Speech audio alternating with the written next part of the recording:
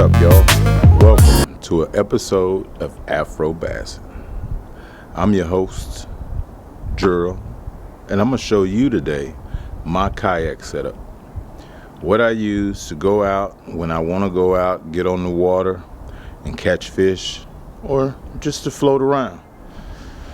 Because, every time we go out, we don't catch fish. I got a lifetime Tamarak. I've been having it now for maybe 3 years.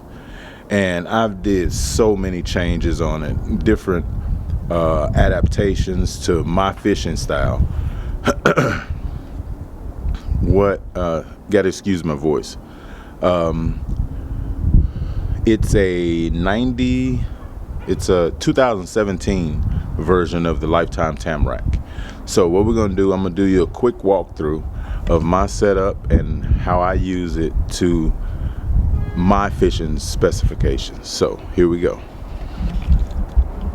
We're gonna start from bow to stern. I got the port and starboard lights added up here for a lot of times when I'm out at night. And most of the time, I know we're gonna look at the color. The color is black, and I don't go out in water where there's a lot of traffic anyway. So I don't worry about being seen too much. I do have a identity flag, or orange flag that I put up. And in the summer, I love the heat. I love 100-degree days, no cloud in the sky, and it doesn't bother me, the heat. So let's get those two out of the way. Now, we got the starboard and port lights. We come down, and I added a hatch up front for access for wiring and even storage too. So you see it's a 6-inch hatch. I got if I want front view, I got a GoPro mount up here that just angles any way I want it to angle. And we got some pad eyes here just in case I want to latch something down. Now we're gonna go, of course you can see there's a motor on this, so we got it registered. And that was registered maybe about 2 years ago. So I've had the motor on there since then. But this is my first walkthrough video. So we're gonna go down, and we have these right here with the old footrest. So what I did, I actually added foot pedals, and they actually control my steering. And we'll get to that as we work our way up. I'm running a Garmin 4 Striker, simple, plain Jane. It gives me all the information I need, water temp, everything like that. The transducer is actually in the scupper hole on the back right side, and I'll show you that in a bit. I added a hatch here also. It was a 6-inch hatch here. I added an 8-inch for better access. And that's where I store my battery for my Garmin. So the battery's in there, and the wiring runs up through the back right here. And it just plugs in. But I got it ran under here. And under here is, this is basically a swivel. It swivels around, and, like the normal Garmin, you can pop it off, slide it back on there. We'll go here. Now I want you to see the seat that I have. It's actually a stadium seat that I ran some angle aluminum across the bottom and connected it to the sides here. And when I connected it to the sides with a screw all the way through, and I took the mounts from the old chair backing, old seat backing, and I connected it to that metal angle, and they actually lock in right there. And then I also have another latch here that I have wrapped around that angle iron, and it pulls down and it tightens the seat, and there's a pad out here to hold it on. We're gonna go around here, and you can see I have another pad out here where I have a clamp to the seat, and the other back angle iron, and it actually holds the seat to where you can pretty much move the seat and the whole kayak will move. It's not gonna come up out or anything like that.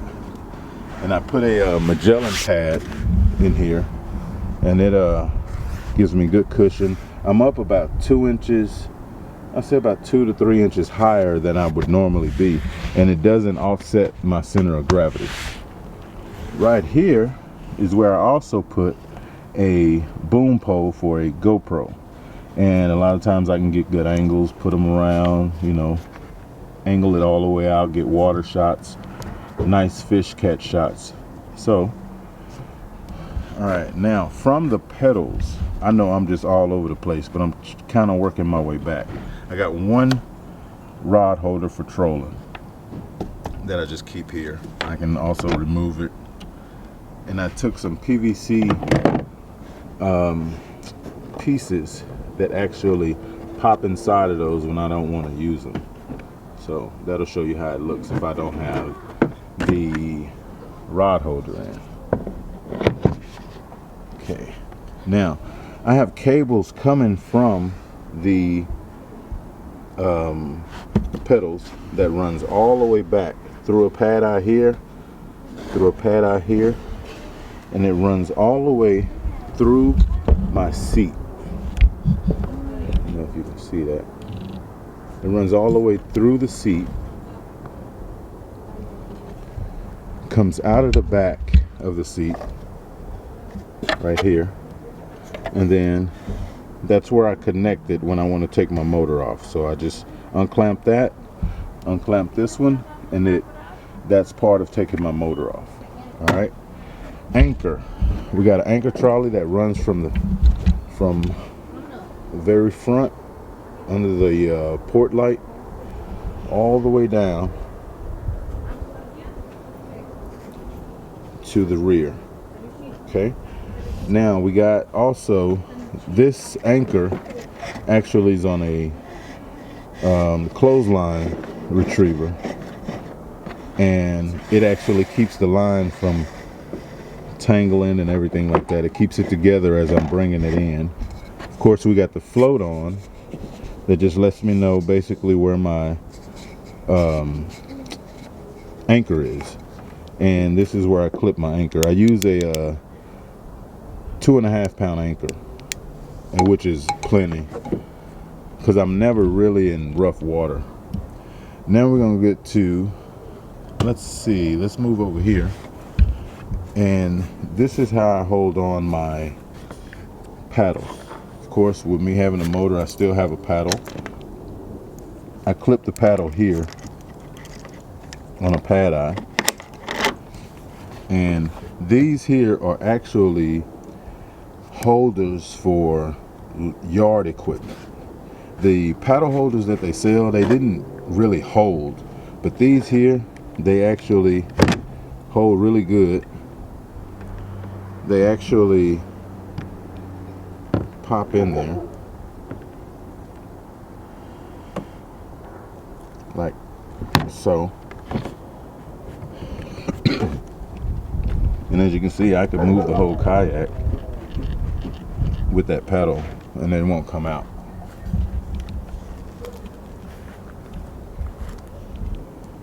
Then we're gonna move our way back, and I'm gonna show you. Hey, what are you doing? I go to sleep. All right, we're gonna go. Of course, we were just showing you the paddle holder. Now we're gonna move up to the meat and potatoes of the whole rig, which is the motor and battery setup. I got a trolling motor here, 30-pound thrust. I got how I lift it is, I got back here, I made a transom mount with angle iron, and it runs across from one side to the other with big washers underneath, like 2 or 3 washers underneath, and a board going underneath that actually supports the inside and keeps it really sturdy. And how I put pad eyes on here, well, not pad eyes, but loop screws or whatever you want to call them there, and this attaches, and you can see that attaches to my motor. Now the way I lift that is right here. actually pull this, take that out of the lock, and the motor comes up. So you can see that the motor comes up and drop back down. So, and it's really easy when you're sitting in the kayak, and I just lock it back right there once it's down. But when I pull it up, I actually lock it here on this pad eye, and it keeps it up out of the water as I'm getting in shallow water or getting ready to dock. Okay, let's move to, all right, first when I started with the trolling motor, I only had just a battery. I have a 12 amp, I can't remember, 12 amp, 35 amp hour battery that I got from Harbor Freight. Runs fine, haven't had any issues with it, but I was using too much battery power. So what I decided to do was add a PWM, and PWM basically spares your battery power. It gives you, I would say, up to about 30% more battery power, because you're not wasting energy on low speeds where you're actually you're not wasting energy on low speeds, because you would still use 5 speed worth of energy even though you're on a 2, if that makes any sense to you.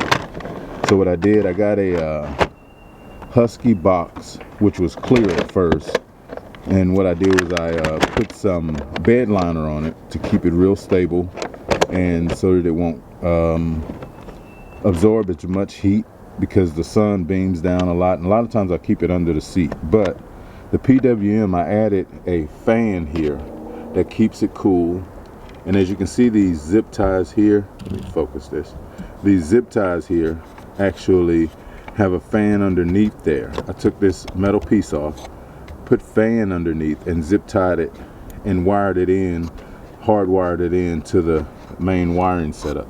So both of those fans pop on when I turn everything on, or when I begin, whenever this PWM is being used, these fans are on. Now what I did was I actually have a box where I can disconnect this. So I would disconnect these, and this PWM would come off, and I could take it in the house or whatever I need to take it into. To control the PWM, I got a conduit box, plastic, and I actually ran a phone cable. Actually has enough wires, which is 5 wires, that I connected here, and it runs up this cable into this box. This box controls my speed and my direction forward and reverse, and this controls my speed, as I can hear that click.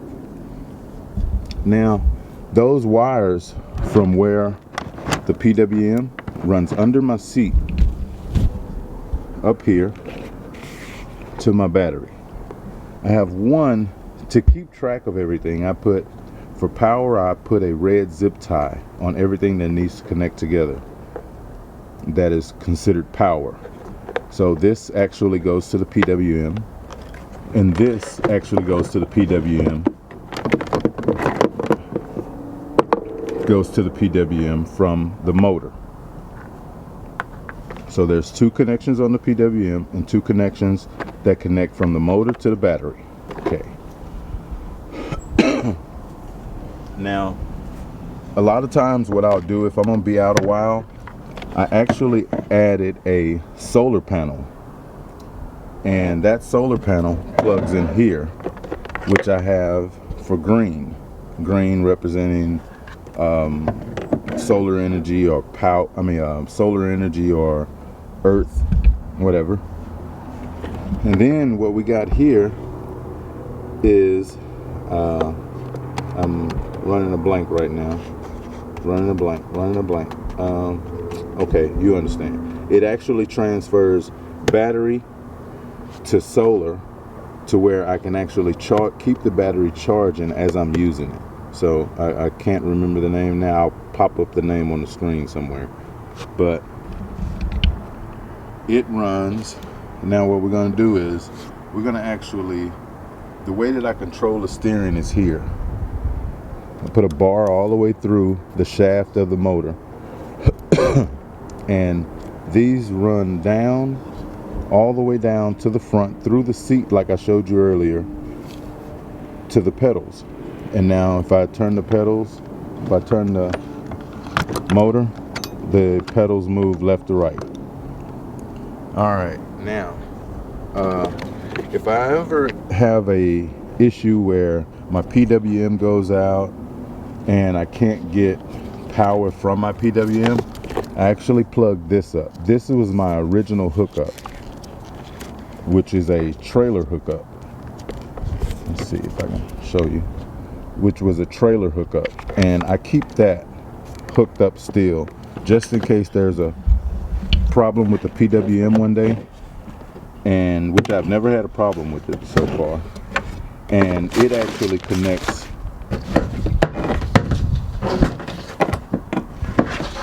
to this, and I can run straight battery just like I did when I first started using it before the PWM.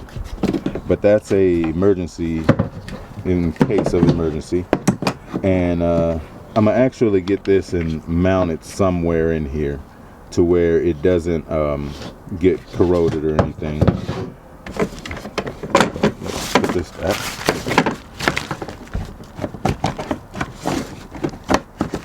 Bear with me, I'm working with one hand here. And I put the panel actually up here, and it locks right inside of that thing for the top of the battery. Now what I'm gonna do is I'm gonna actually turn it on and let you see how it works. So I've put a switch on. I also have fuses in here, 35 amp fuses, breakers, everything inside of this battery. Let me see if I can open it up and show you a little bit. It looks confusing, but it's not. Okay. Put that back up there right quick. All right, now, what I do is we got a switch here. And we're going to flip this switch on. And with that switch on, you see I'm running 13 amps. I mean 13 volts right now. Okay. And with that, that actually shows me, you know, where I'm at as far as battery power. Now what we're going to do is we're going to actually turn on the PWM, and I'm going to go around on this side so you can see what I'm doing. Alright, we're going to turn on the PWM, which is this switch here. First we're going to switch it to forward. We're going to switch that to forward. Okay. Now what I'm gonna do is I'm gonna flip this switch, and you're gonna see the fan and hear the fan move if we can pick that up. But I got fans moving in there,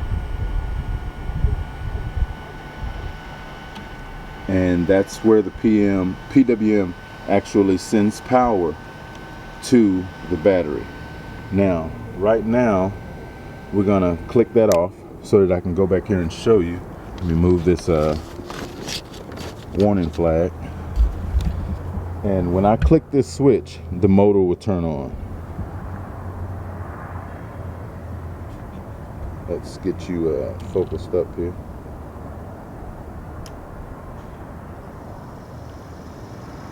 Now I can turn this from 1 to 100. It'll speed up as I go. You can actually see it running.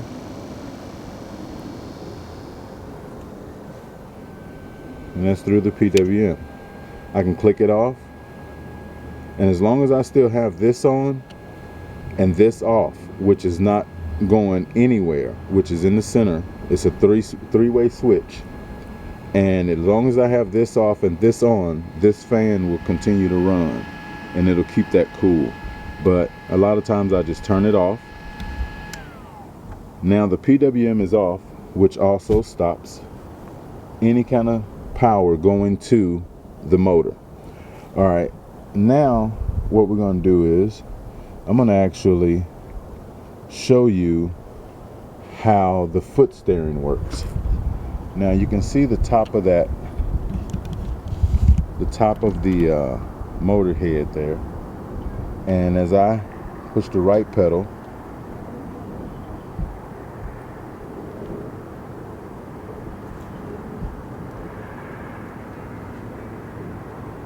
turns right. As I push the left pedal, turns back left. Okay.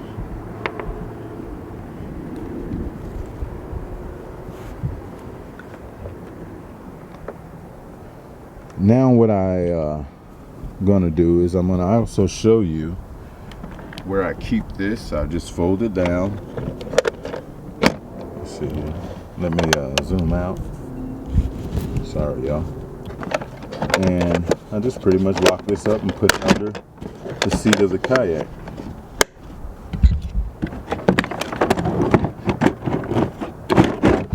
And that just shoves right under there.